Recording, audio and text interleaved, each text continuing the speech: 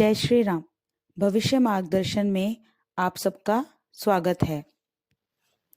माघ माह में पड़ने वाली एकादशी को जया एकादशी के नाम से जाना जाता है। हिंदू धर्म में एकादशी का बहुत अधिक महत्व होता है। हर महीने 2 बार एकादशी पड़ती है, इसलिए साल में कुल 24 एकादशी होती हैं। एक एकादशी शुक्ल पक्ष में होती है और एक एकादशी कृष्ण पक्ष में होती है। एकादशी तिथि भगवान विष्णु को बहुत प्रिय होती है। इस दिन विधि विधान से भगवान विष्णु की पूजा अर्चना की जाती है। धार्मिक मान्यताओं के अनुसार एकादशी के दिन भगवान विष्णु की पूजा अर्चना करने से भगवान विष्णु की विशेष कृपा प्राप्त होती है और मृत्यु के पश्चात मोक्ष की प्राप्ति होती है। इस साल जया एकादशी 1 फरवरी बुधवार को मनाई जाएगी। एकादशी के दिन सुबह जल्दी उठकर स्नान आदि से निर्वृत्त हो जाना चाहिए। घर के मंदिर में दीप जलाते हैं। भगवान विष्णु को गंगा जल से अभिषेक करते हैं। भगवान विष्णु को पुष्प और तुलसी दल अर्पित करना चाहिए। यदि संभव हो तो इस दिन व्रत भी रखना चाहिए। भगवान की आरती के पश्चात भगवान को भोग लगाते हैं। इस बात का विशेष ध्यान रखना है कि भगवान को सिर्फ सात्विक चीजों का ही भोग लगाया जाता है। भगवान विष्णु के भोग में तुलसी को जरूर शामिल करना चाहिए। ऐसा माना जाता है कि बिना तुलसी के भगवान विष्णु भोग ग्रहण नहीं करते। इस पावन दिन पर भगवान विष्णु के साथ माता लक्ष्मी की पूजा भी होती है। इस दिन भगवान का अधिक से अधिक जप करना चाहिए। इस पावन दिन व्रत रखने से सभी तरह के पापों से मुक्ति मिल जाती है। इस व्रत को करने से व्यक्ति की सभी मनोकामनाएं पूरी हो जाती हैं। धार्मिक मान्यताओं के अनुसार एकादशी का व्रत रखने से मृत्यु के बाद मोक्ष की प्राप्ति होती है।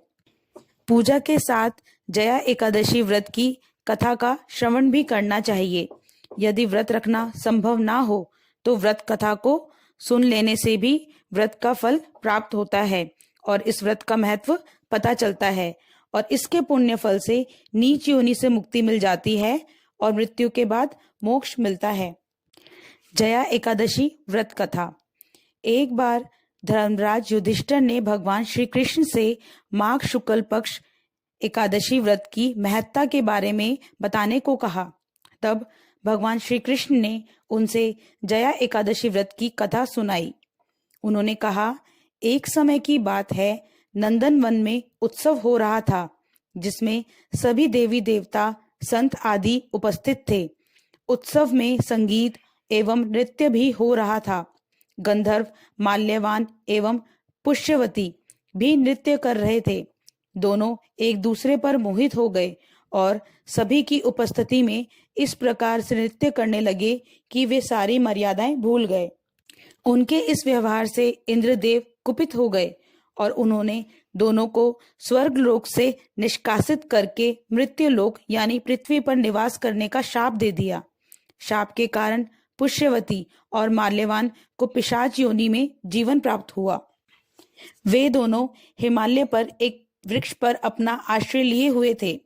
उनका जीवन बड़ा ही कष्टमय था। उस वर्ष माघ शुक्ल एकादशी को उन दोनों ने भोजन नहीं किया, फलाहार किया।